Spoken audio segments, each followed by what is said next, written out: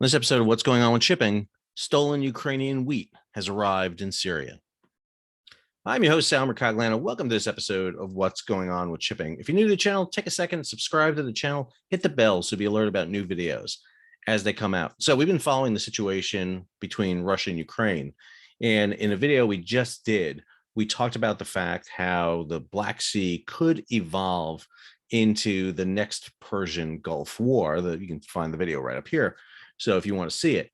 But this story that came out a couple of days ago, and now we've got proof about it, is demonstrating how this war can really escalate even more. And it deals with the situation regarding food. So this is a story that was published in Maritime Executive. And I'm going to read a part of it here for you because I think it really portrays what's happening in Ukraine, particularly with Ukrainian wheat. Working with satellite imaging company Planet Labs, the Associated Press has identified a bulker believing to be carrying stolen Ukrainian grain at the port of Latakia, Syria. Ukrainian officials claim that the Russian bulker Matros Pozynich is carrying a cargo of 27,000 tons of grain from Russian-occupied territories. According to the AIS data provided by Polestar, the Pozynich made 2 trips from the Black Sea to Syrian waters in March and April, returning to Syria the second time on May 5th. There are extensive gaps in her AIS record during these voyages, indicating periods when her transponder was turned off. All vessels have AIS transponders, automated information systems. So if you've ever seen aircraft in the air and they're always showing where they are, that's because of a transponder. Ships have the same thing required by law. However, they can turn them off. And when they do that, they go dark on apps like Vessel Finder and Marine Traffic. According to Ukrainian officials, the Pozynich loaded a cargo of stolen Ukrainian grain in Russian-occupied Crimea on her most recent trip to the Black Sea, then attempted to deliver it to a buyer in Alexandria, Egypt.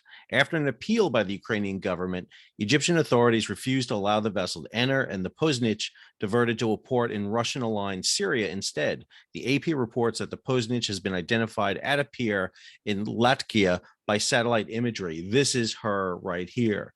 This is her picked up by an open source intelligence satellite up against the berth. There's only a few ports in Syria where they can go to. Tanker Tracker, which is a service that tracks largely tankers, and particularly they got a free hit here by identifying this Iranian tanker that was up here in Syria. We're able to get satellite imagery to look at the ports, and boom, they found the vessel. It matched up with all the criteria. According to Ukrainian industry outlet ProAgra, Ukraine's military intelligence believes the stolen Ukrainian grain will be processed through Syria and smuggled out to neighboring Middle East countries. The scale of the alleged theft is significant. Ukrainian Deputy Agriculture Minister Taras Vostikai said last week that about 440,000 tons of grain have been taken from Luhansk, Donetsk, Kherson, and the Zaporizhia regions. I apologize to every Russian and Ukrainian out there. I am not good at Russian and Ukrainian names, probably not good at Syrian names, not great at English either, by the way.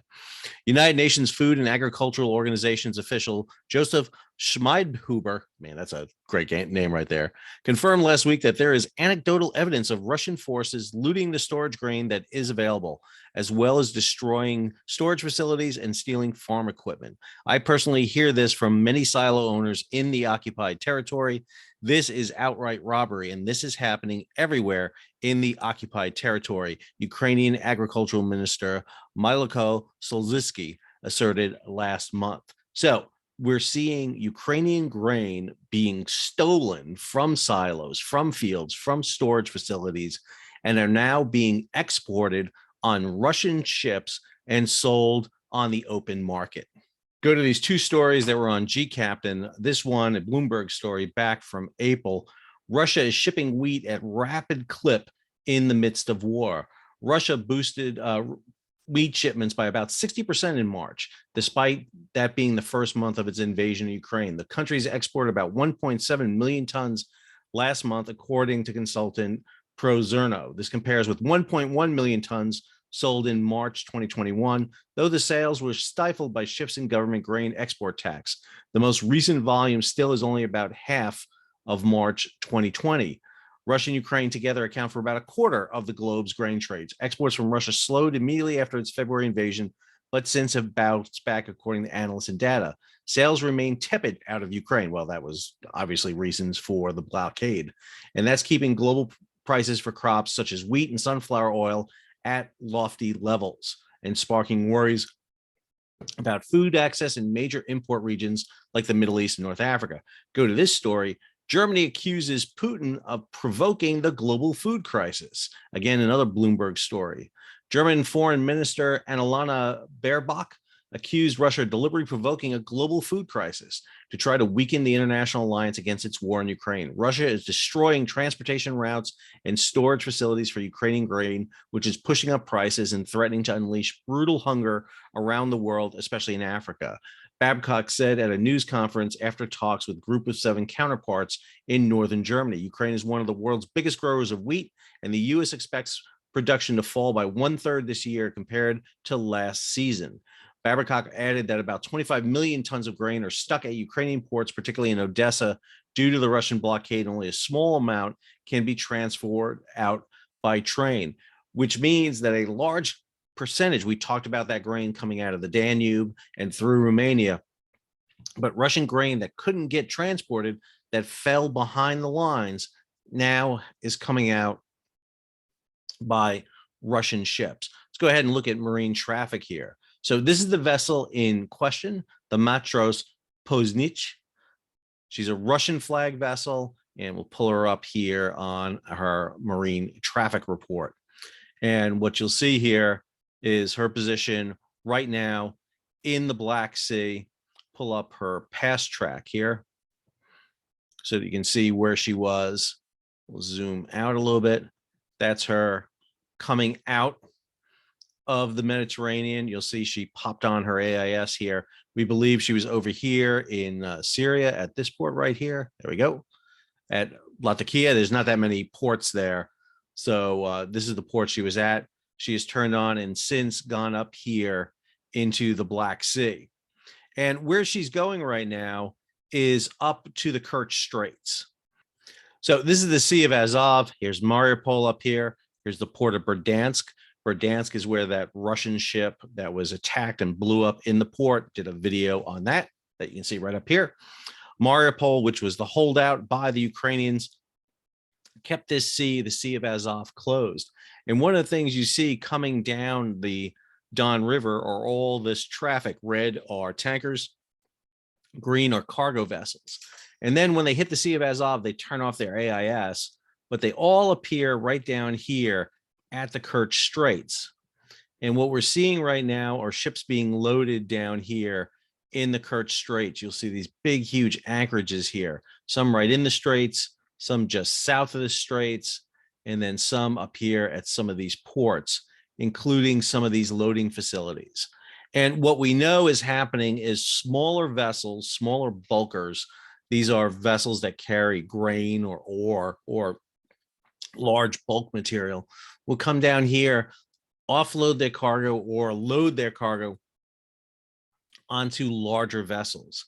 And what we get, according to that story, is that this Russian vessel has come up here into the Kerch Strait region, has loaded grain that supposedly came not from Russia, but from Ukraine, and then had sailed out with it through the Turkish Straits toward Egypt. It was denied permission to go into Egypt by protests by the Ukrainian government, and so therefore went to Syria. And now that grain is going to be dispersed throughout the Middle East. So obviously one of the things that the Russians are doing, using the port of Mariupol, Berdansk, other ports here on the Sea of Azov, along with their ports in the Sea of Azov, Rostov, to bring the grain shipments down here, transload them onto vessels. And as you see here in the big picture of the Black Sea, vessels moving out, oil facilities over here moving oil, but a lot of these green bulkers coming out of the ports and heading back here to the Turkish Straits. At the same time, as we talked about the other day, you have these large concentrations of ships, some of them off here, off the Danube, that fleet's growing, off Constanta right there, moving Ukrainian grain. So here you have Ukrainian grain being moved on the the western side of the Black Sea, and then Ukrainian grain being moved here through the Kerch Strait out, which raises the question, what if Ukraine decides to target these vessels? Again, we talked about the fact that Ukrainians are the good guys in the war, the Russians are the bad guys. But if the Ukrainians are targeting Russian flagged vessels that are carrying suspected Ukrainian grain, does that make them fair targets to hit? And the danger here is that this, again, explodes outwards. The Russians mixing in Ukrainian grain with their grain is going to create a big problem. It's going to lead to sanctions against Russian grain. And that's going to prevent their food getting out in the marketplace. And that exasperates the potential food shortage looming on the horizon. Again, we have issues with the shutdown of ports in China right now. Shanghai pretty much in a lockdown because of COVID spreading to other ports. China's not exporting, moving goods the way they normally do. We're having a potential food issue here with food coming out of Ukraine and Russia. We've got gas sanctions against Russia causing gas spikes across the board. OPEC has announced they're not increasing their gas productions.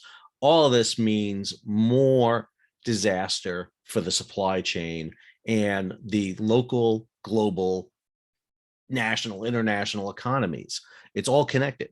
And when you have disruptions across the supply chain, they resonate.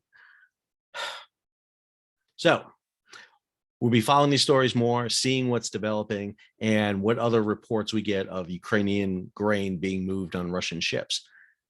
If you enjoyed today's video, please subscribe to the channel, hit the bell so be alerted about new videos as they come out. Be sure to leave a comment, give it a thumbs up, share it across social media, and if you can, contribute to the Patreon page. It allows us to bring these videos to you. Until our next video, this is Sal, signing off.